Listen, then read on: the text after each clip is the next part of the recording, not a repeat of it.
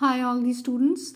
Today we are going to discuss the error detection and correction capabilities of the data link layer.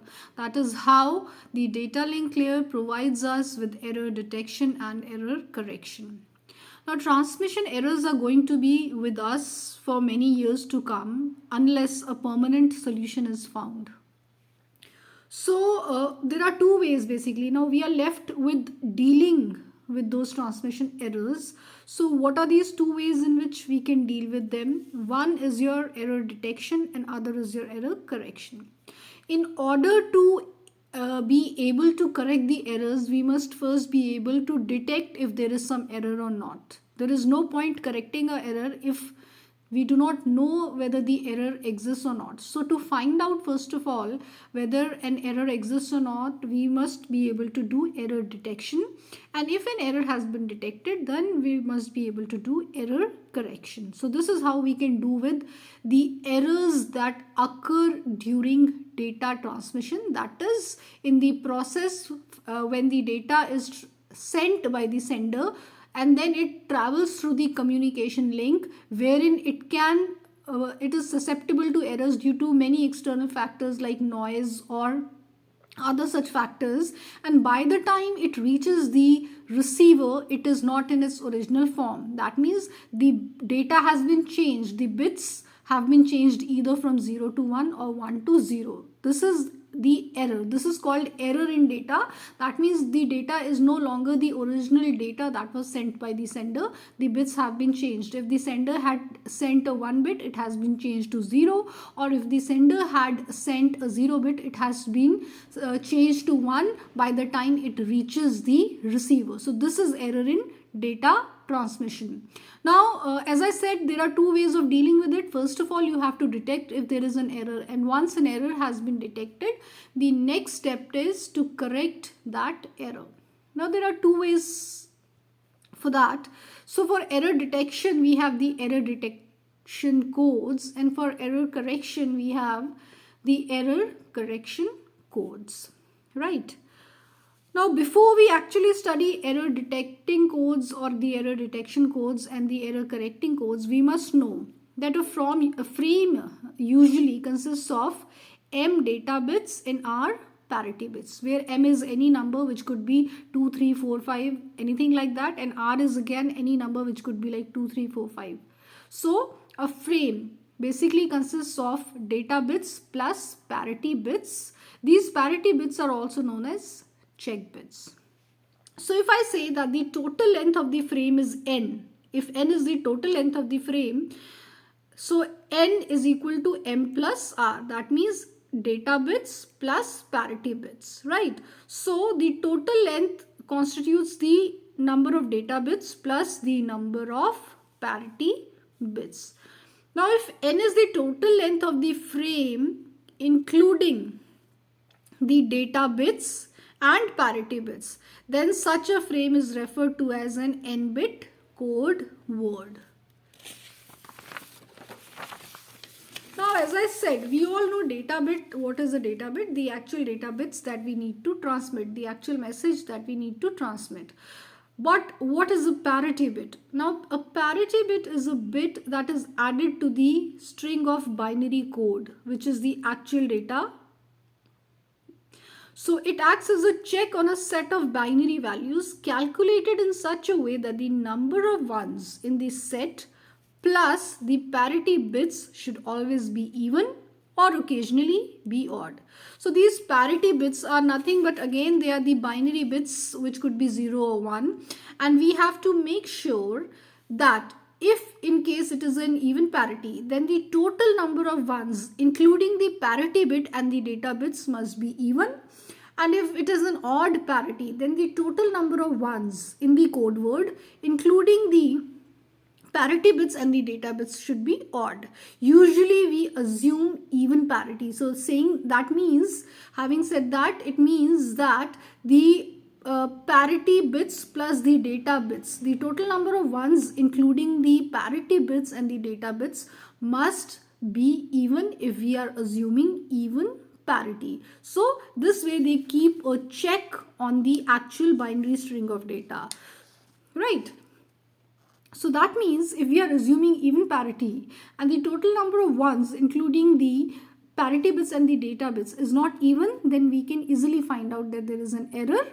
And if the total number of ones including the parity bits and the data bits is even, then we can say that there is no error. So that is the purpose of having parity bits. Okay, so now moving on.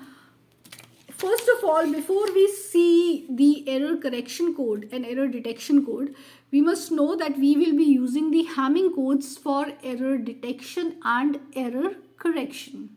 So what is this Hamming code? This Hamming code is used to correct and detect single bit errors. So it can detect only single bit errors. That means if there is an error in a single bit, not more than one bit in the code word. Now Hamming code structure is something like this, that all the bit positions at power of 2 are for the parity bits, right? So now in this Hamming code structure, for the code word, as I said, that the code word is the data bits plus parity bits. Okay, that is fine. That code word equals to data bit plus parity bits. But then how do we determine that which position in that particular code word, which position would be for the data bits and which position would be for the parity bits? So this is what we are discussing here, that all the positions at power of 2 are for the parity bits. Clear and simple. So positions at the power of 2 means 2 to the power 0, 2 to the power 1, 2 to the power 2, 2 to the power 3. So this makes it equal to 1, 2, 4, 8 and so on, right? So this means we can say that the bits at position 1, bit at position 2, bit at position 4 and bit at position 8 would be for the parity bit. And rest of the bits would be for the data bits. Like here the third bit would be the data bit. And here the fifth and sixth bit would be the data bit and so on like that. So this is how you calculate or find out the position of the parity bits, and then the remaining bits are for the data bits. Quite simple. Now we will consider a 7-bit Hamming code structure. That means the code word would be of 7 bits. Usually a 7-bit code word is considered most of the times. It can vary. It can be an 11-bit code word, it can be a 5-bit code word, or that means it can be a 7-bit Hamming, it can be an 11-bit Hamming code structure, or it can be a 5-bit Hamming code structure, it can be a 7-bit Hamming code structure, but here we will focus on the 7-bit Hamming code structure. So if I'm saying 7-bit Hamming code structure, that means the code word is of 7 bits, which would consist of some data bits and some parity bits. So in case of a 7-bit Hamming code structure, 4 bits are for data and 3 bits are for parity. Okay, now as I said that we already know that these would be the positions of the parity bits. So if we are considering a 7-bit Hamming code structure, so in that case the first, second and fourth bit position would be for the parity bits. After this we will not consider because we are having only 7 bits. So according to this formula, the first position, the second bit position and the fourth bit position would be for the parity bits. So the first bit position for the parity P1, then the second bit position, see the first bit position for the parity P1, second bit position for parity P2, then remaining the third bit position for data bit D3, then fourth bit position for parity P4, then remaining bit positions 5, 6 and 7 for data bit D5, data bit D6 and data bit D7, and then we end here because we are considering only a 7-bit Hamming code structure. So this would be the positions for the parity bits and the data bits. So this is a 7-bit Hamming code structure, right? Now if I assume that the actual data is 1, 1, 0, 1, that means the sender wants to send the data 1, 1, 0, 1 to the receiver, right? So then according to the 7-bit Hamming code structure, according to this Hamming code structure, 1, 1, 0, 1, that means 1, 1, 1, 0 and 1. So we are talking of 7-bit Hamming code structure, and this is the actual data that needs to be transmitted. I did not say the code word, I just said the data. This is the data that needs to be transmitted. This is not the code word, remember. So hence this does not contain the parity bits. It only contains pure data. So how will I construct the 7-bit Hamming code structure for this data? Very simple. I will determine the positions of the parity bits, or rather I already know the positions of the parity bits. So I will put P1, P2 and P4 for the parity bits, and I know the position for the data bits, and I also know what the data bits are. So in this case I will simply put the data bits in the position of the data bits, right? So if the data bits are 1, 1, 0, 1, so that means 1, 1, 0 and 1. So this one is your D7, this one is your D6, this 0 is your D5 and this one is your D3. So these are your data bits, right? So we know our data bits. Now we will determine the value of parity bits. Now remember, we have already determined the position of the data bits.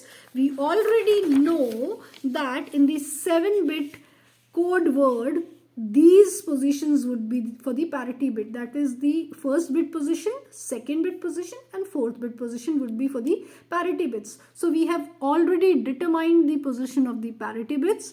We know the value of the data bits as well as we know the position of the data bits. So what are we left with now? We have to determine the value of these parity bits.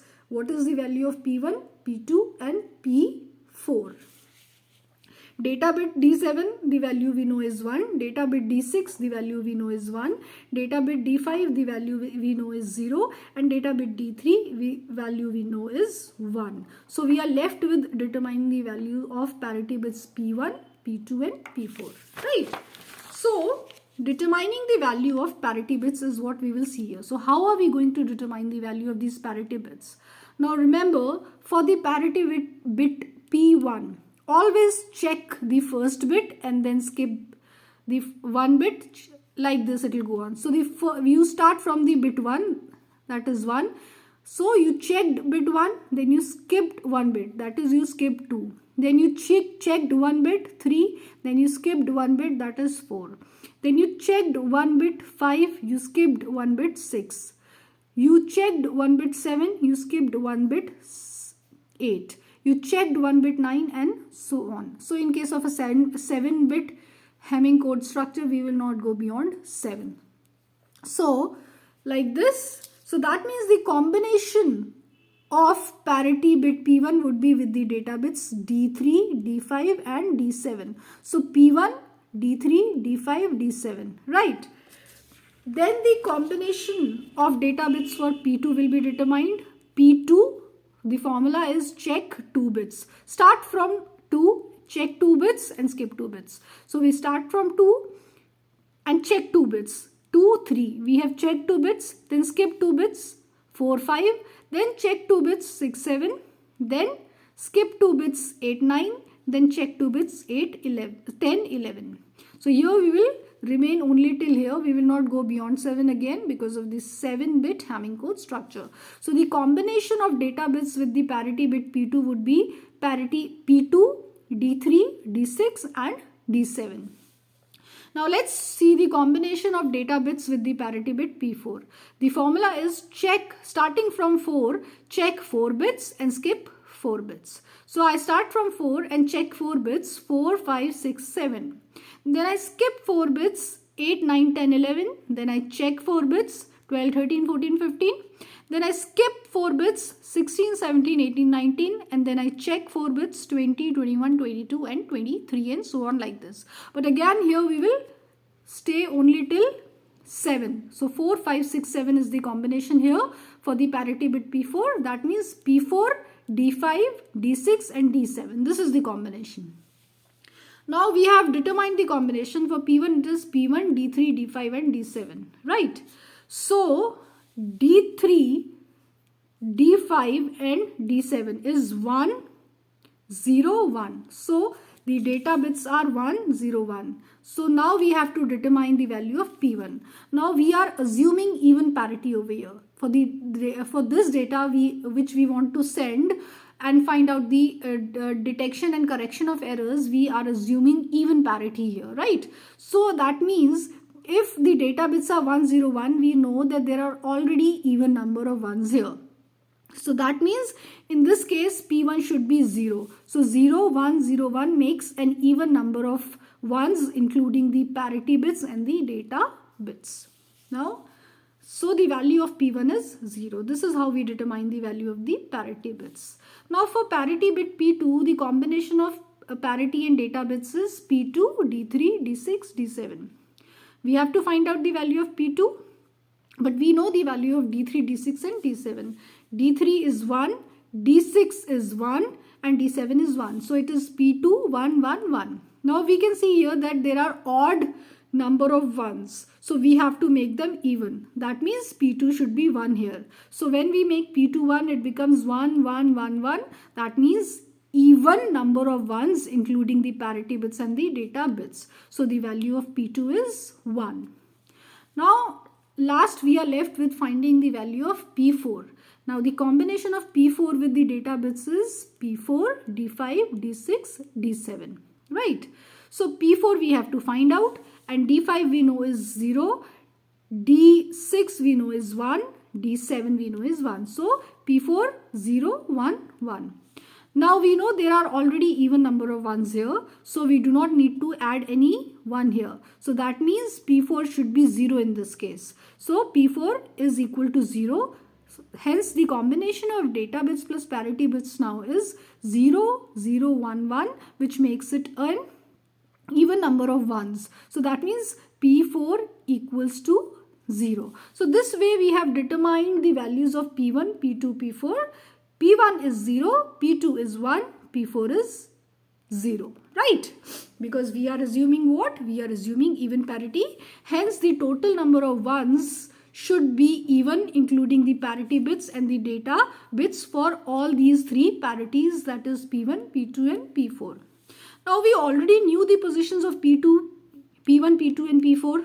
We also knew the positions of the data bits. Further, we also knew the value of these data bits. We just had to find the values of the parity bits. Now we have found them. P1 is 0, so we'll write 0 in under P1. Then P2 is 1, so we will write 1 under P2, and P4 is 0, so we will write 0 under P4. So hence we have constructed our 7-bit Hamming code structure. So this is how the 7-bit Hamming code structure is constructed, right? Now we know that how we can construct a 7-bit Hamming code structure. Now since we know how a 7-bit Hamming code structure is constructed, now we will actually see how we will detect errors and how we will correct those errors once they are detected. So for this we will consider an example wherein we are provided with a code word which is 101111. So we can clearly see that it is a 7-bit Hamming code structure.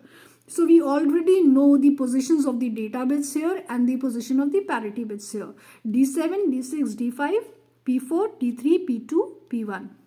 So this is your data bit D7, then D6, then D5, then D3. These are the data bits. And these are the parity, these are your parity bits. So this total code word actually means your data bits plus parity bits, and this Hamming code structure also consists of your data bits and parity bits. So basically in a simple language I can tell you that whenever you are provided with a code word, so you have to do nothing to construct the Hamming code structure. You simply have to copy this code word exactly in the positions that you know. Right, these are the positions already given: D7, D6, D5, P4, D3, P2, P1. Simply start copying them. 1 will come here, 0 will come here, 1 will come here, 1 will come here, 0 will come here, 1 will come here, and this 1 will come here, like this. So this 1 goes here, this 0 goes here, this 1 goes to D5, this 1 goes to P4, this 0 goes to D3, and this 1 goes to P2 and this one goes to P1. Since you are already provided with a code word, you do not have to construct a Hamming code, 7-bit Hamming code here. You simply have to copy them and you are ready with your 7-bit Hamming code, right? Now, P1, as I know, the combination of P1 with the data bits is P1, D3, D5, D7.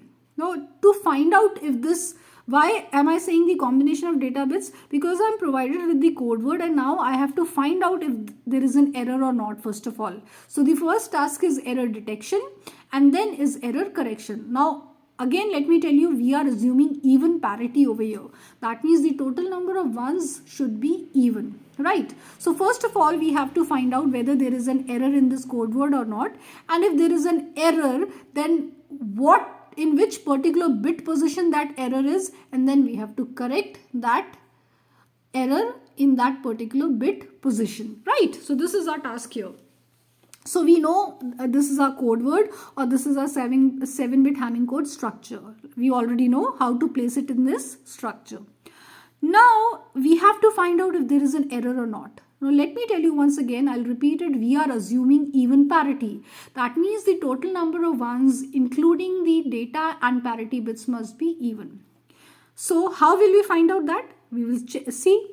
We know the combination of P1 is with the data bits D3, D5 and D7. So P1 is, we know 1, D3 is 0, D5 is 1 and D7 is 1. So there are odd ones over here, right? So that means P1 is 1 and including that there are total 3 ones which makes it an odd parity. So if it is an odd parity, that means P1 is in contradiction because we are assuming even parity. So hence this combination should also give us even parity. But since it is giving us an odd parity, so we can say that P1 is in contradiction. Hence the parity bit P1 equals to 1 indicates that there is definitely an error in this code word, right? Then for parity bit P2, the combination of bits is P2, D3, D6, D7, right? Now this is the combination of bits and P2, the value of P2 we know is 1.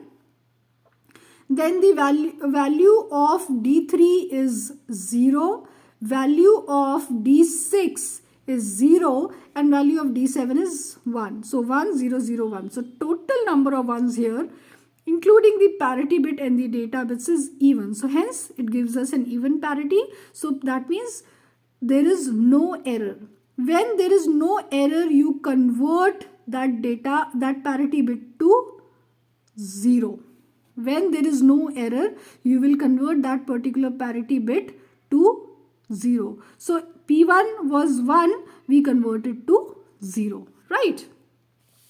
Now moving on to parity bit P4, we know the combination of data bits with parity bit P4 is P4, D5, D6 and D7. So P4 we can see here is 1 and D5 is 1, D6 is 0, D7 is 1. So the combination is like this, 1, 1, 0, 1.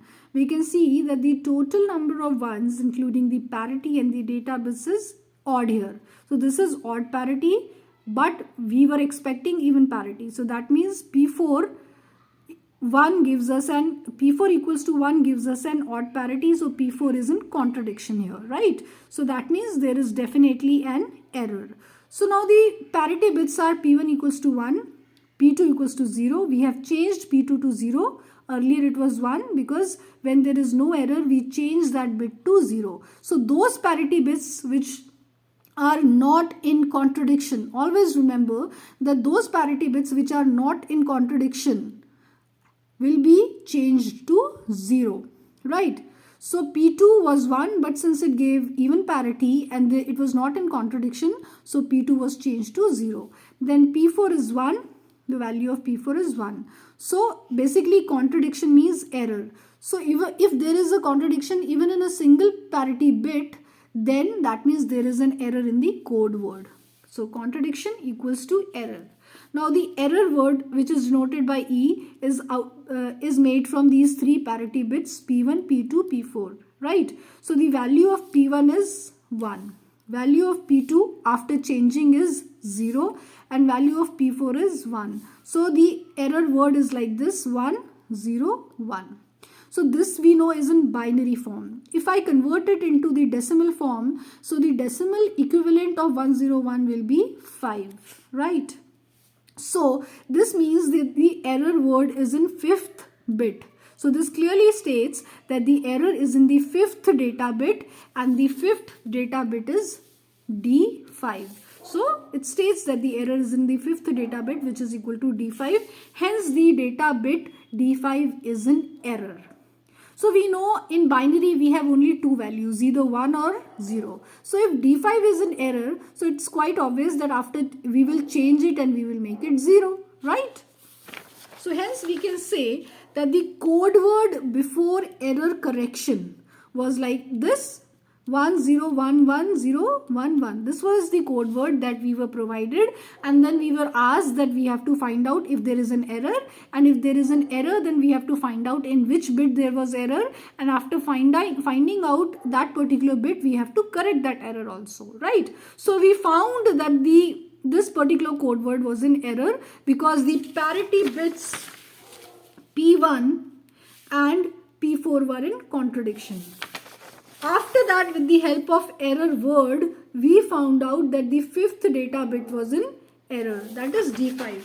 Now the value of D5 is 1. So if it is in error, it has to be changed or corrected. So to what other value can I change? It can either be 0 or 1. A binary bit can either be 1 or 0. So if it is an error, it will be changed from 1 to 0 only. So that means I will correct this particular bit at the 5th position. As I said, with the help of error word, I found out that the 5th data bit was an error and this is 1. So if I have to correct the error, I have to make it 0. So now this is the code word after correction. So this was the code word before correction, wherein D5 was 1. And after correction, we changed D5 to 0 and now it is 0. So this is the correct code word, that is 1001011. So we have done three things here. First of all, we found that there was an error. Then we found that there was an error in the 5th bit, and then we corrected this 5th bit, and then we found the correct code word. So actually this was the code word which was sent by the sender, but due to transmission errors, after being transmitted through the transmission channel, this particular bit got changed and it got an error. That means it became an erroneous code word or erroneous frame. So we detected that there was an error. We found out the error was in 5th data bit. We corrected and changed it back to 0, and then we found the correct code word or the original code word that was sent by the sender.